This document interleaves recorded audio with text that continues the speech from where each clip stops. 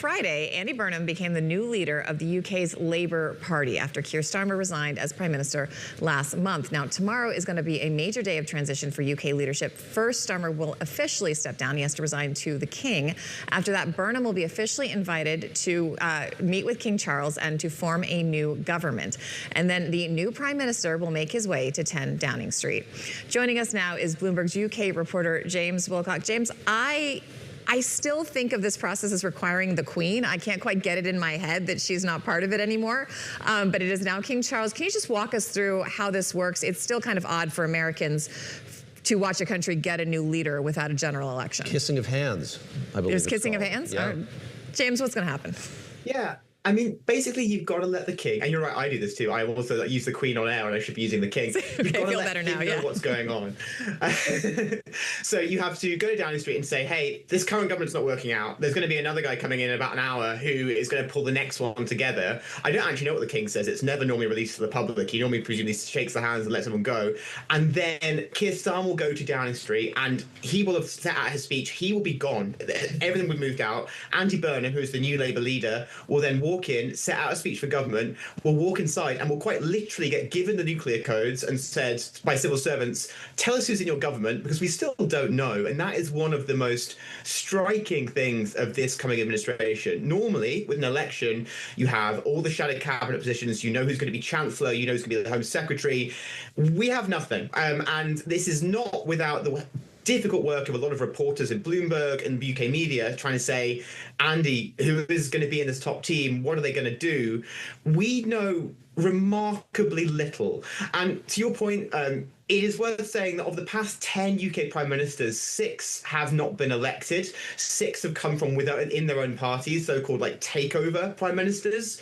But even so, this one is especially unique because 6 weeks ago, Andy Burnham wasn't even a member of Parliament. He was the mayor of Greater Manchester, and it has been kind of a fairy tale ride. He has romped to victory in a sudden by-election, has taken over his party by near unanimous consent, and now goes into government. But I will say this is where the problems start. This is where the rubber hits the road, and this is where the choices start to become difficult. That packing team at Downing Street has been very busy over the last few years. Very good at what they do.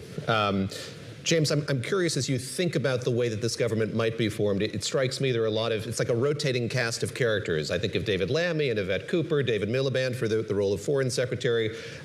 It's a rotating cast of people that we know, you know as well. So when we think of him kind of making his mark or casting a new stamp on this government, how likely is it that he brings in new blood or different individuals than we're accustomed to?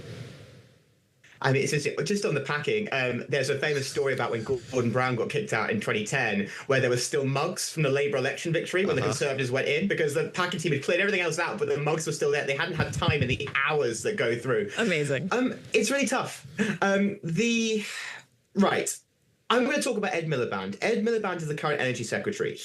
We reported a few weeks back, was the first senior cabinet minister who told Keir Starmer to go. He is one of Burnham's closest backers. He's seen as left-wing. He is by far the most hated politician in the city of London of who could become the next Chancellor. We are reporting that Ed Miliband is currently second in the race to become the next Chancellor after Shabana Mahmood, the current Home Secretary. That's changed in the past week. I still cannot tell you today who is going to be the Chancellor tomorrow. If I don't know that, and Andy Burnham hasn't made up the decision, on Friday he openly said he hadn't made the decision yet, we can't decide who the next Home Secretary is, because then if Shabana Mahmood's not leaving that position, we don't know who's moving on. So, David, you're asking the perfect question. I wish I could tell you we had a better answer. Having talked to civil servants in the past week, they also wish they had known about who the next person's going to be. It sets up a big policy vacuum. It sets up a big leadership vacuum. And it's worth saying that 2 years ago, a very popular Labour leader rode into number 10 Downing Street. We had big questions about whether his plans would hold together. We had big questions about this is Keir Starmer, could keep together a team for 5 years, how that would look. And quite soon, after a very good first couple of weeks, the fiscal reality set in and difficult and popular decisions started to be made. 2 years on, I can kind of copy and paste that analysis to this moment, except this time I don't know who's going to be in charge. Going to be very interesting. It's going to be very interesting, and there's going to. But I think the one thing that's different is Andy Burnham is a far more veteran politician than Keir Starmer. He has been the mayor of Manchester. He has been the health secretary back in the 2000s. He was also the culture secretary. This is someone who knows what he's doing and does have a very clear amount of experience. The question is there really a plan, and has he made these decisions, and how is it all going to go out? But what we do know is he's going to go out guns blazing next week. We are going to get a raft of policy announcements, a raft of big picture thinking as he tries to reset the agenda. James, it seems like some of those have already been announced. It's interesting to me you don't know who the cabinet is going to be, but you've already heard from him on a couple policies. He's going to reverse this new digital ID law that was supposed to go into place that was a Keir Starmer policy. Talk us through that. And then something about possibly nationalizing or doing something that looks like nationalizing a London water utility. Yeah, exactly. He's going to scrap digital ID. This was a Starmer policy. It's going to cost around £600 million. It was seen as a big thing on the centre of the left of the Labour Party, and so therefore scrapping it is a signal that Andy Burnham is kind of moving away from Starmer. He's going to potentially announce new drilling in the North Sea as well, and also, like you said, Thames Water has a very difficult history, right? It is in debt to the tune of about 18 billion. It is looking to raise its bills on consumers by something like 50% over the next 5 years, and it has been kind of a test case for a few years now about, will the creditors get a haircut? Will it go into nationalisation?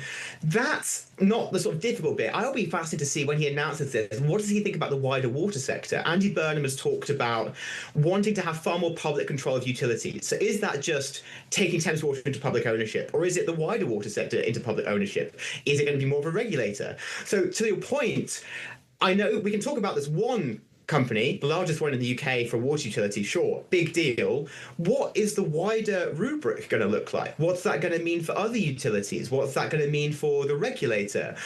These are big decisions, and these are just the ones we know he's going to announce. I've got a laundry list as long as my arm of defence spending, social care, which we might get some next week on. What's going to happen in the budget around tax? Are we going to get big decisions? The reason why we have all these problems in the UK is there are very clear, well-known policy problems that the government can fix, but they involve difficult political trade-offs and often quite a lot of time as well. People do know these things, politicians do know these things, but the story of the past 2 years has been Keir Starmer being unable to find the will to take these decisions, especially on welfare. It's one where he lost the big flagship sort of vote of his career that in many ways people say paved the way for him leaving office. The question is, can Andy Burnham do different? He is very popular. I can't understress how popular Andy Burnham currently is, but what politically is going to come in the next week, it's going to be fascinating. This is the big moment for him to make his mark, and we don't yet know everything he's going to do. James, always good to catch up with you. I'll have you back. We want to talk about the sartorial choices of the future prime minister as well. I know that's a hot button issue across the country. It's giving cool dad energy. Exactly. A lot of cool dad energy.